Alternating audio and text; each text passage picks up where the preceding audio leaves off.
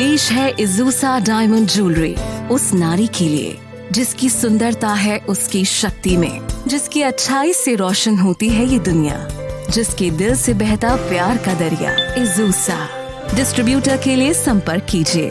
Call now 1800-532-8444।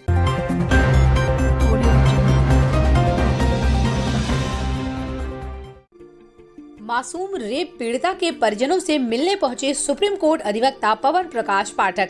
अधिवक्ता पवन प्रकाश पाठक ने परिवारजनों को न्याय दिलाने का भरोसा दिया। वहीं परिवारजनों ने दरोगा की कार्रवाई पर उठाए सवाल।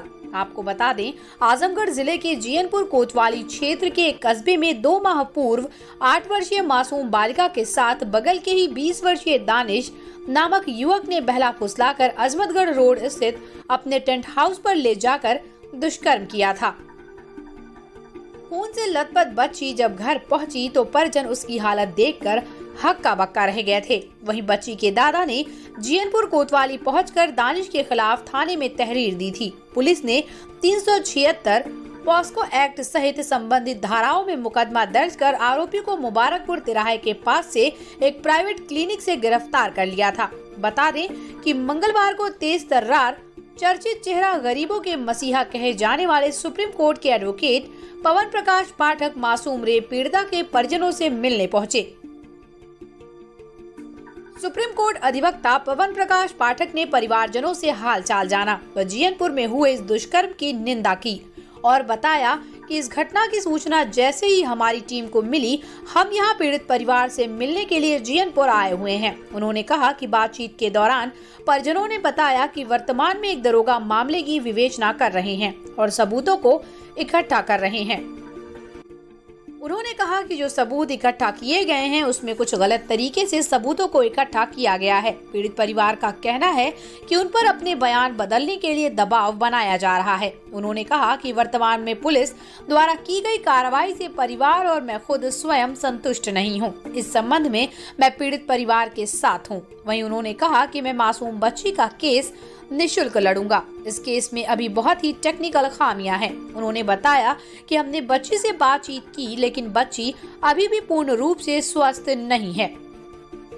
वो मानसिक तनाव में है क्योंकि वो बच्ची बहुत ही छोटी है। किसी भी बच्ची के साथ इस तरह की घटना होती है तो वो पूरी जिंदगी मानसिक तनाव में रहती है, इसलिए वो मानसिक रूप से हमेशा तनाव में ना रहे। इस संदर्भ में हमें देखने की आवश्यकता है। इस मामले को हम लोगों ने संज्ञान में लिया है और इससे संबंधित डॉक्यूमेंट हमने मंगवाए हैं। जैसे ही डॉक्यूमेंट हम लोगों को मिल जाएंगे फिर इस केस के संदर्भ में आगे की रणनीति तैयार करेंगे। उन्होंने कहा कि हमें परिवारजनों ने बताया कि अभी तक जिलाधिकारी द्वारा पीड़ित परिवार को 50,000 रुपए की आर्थिक मदद दी गई है। इसके अलावा किसी भी अन्य प्रकार की मदद अभी नहीं मिल पाई है। उन्होंने कहा कि परिजनों का कहना है कि दोषी दानिश को फांसी की सजा होनी चाहिए। देखिए, सबसे पहले तो जो रेप कांड हुआ है और जो पीड़ित परिवार से मेरी बात हुई है, जो ऐसा जो रेप कांड है बहुत ही निंदनीय है और बहुत ही शर्मनाक कांड हुआ है ये।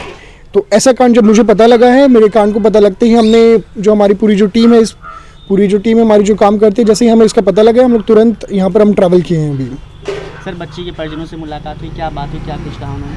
जी, अभी मेरी पूरी पीड़ित परिवार से बात हुई है, मेरी बच्ची से भी मेरी बात हुई है। मैंने बच्ची का हालचाल भी लिया है, जाना भी है उनकी कैसी तबीयत है। तो जहाँ तक पीड़ित परिवार का कहना है, पीड़ित परिवार का ये कहना है कि जो अभी दरोगा जी हैं इस मामले में, जो दरोगा जी भी कुछ एविडेंसेस कलेक्ट कर रहे हैं, एविडेंसेस कलेक्ट करने में कुछ ना कुछ उन्होंने जो एविडेंस जो उन्होंने कलेक्ट किया है वो कहीं ना कहीं गलत तरीके से किया है। और जो पूरी पीड़ित परिवार है उनका यही कहा जा रहा है कि उनको दबाव बनाया जा रहा है, गलत स्टेटमेंट्स इशू करने के लिए उनको फोर्स किया जा रहा है। और जो स्टेटमेंट्स, जैसे कि अब कल कुछ मेरे ख्याल से एक पीस ऑफ एविडेंस जिनके ऊपर क्लोथ जो लेके गए हैं वो जबरन साइन किया गया है। तो ये जो पूरा जो प्रोसीजर है एविडेंस कलेक्ट करने का और बाकी इन्वेस्टिगेशन करने का, उसमें काफ़ी फॉल्ट्स हमें नज़र में आ रहे हैं। जो दरोगा हैं, दरोगा का जो वही बात है कि उन्होंने का जो प्रोसीजर हो रहा है, जो वो एविडेंस जिस तरह से कलेक्ट कर रहे हैं और बयानबाजी हो रही है इस मैटर में, काफ़ी इसमें प्रोसीजरल टेक्निकलिटीज़ एरर हैं इसके अंदर।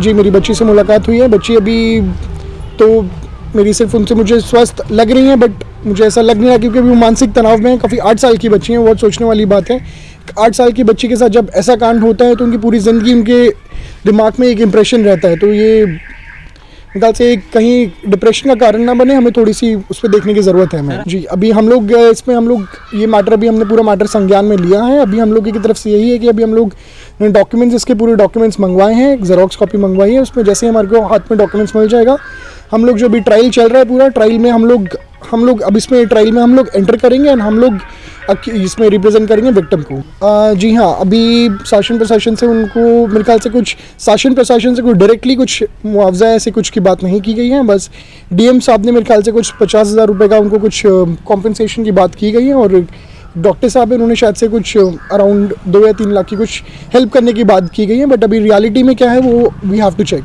देखिए, परिवार वाले उनका बहुत ही क्लियर ओपिनियन है कि इसमें जो कड़ी से कड़ी सजा हो। CIB इंडिया न्यूज की सभी खबरों को देखने के लिए लाल रंग की बटन को दबाकर चैनल को सब्सक्राइब जरूर करें, घंटी जरूर दबाएं ताकि हमारी सभी खबरों के नोटिफिकेशंस आप तक पहुंचते रहें।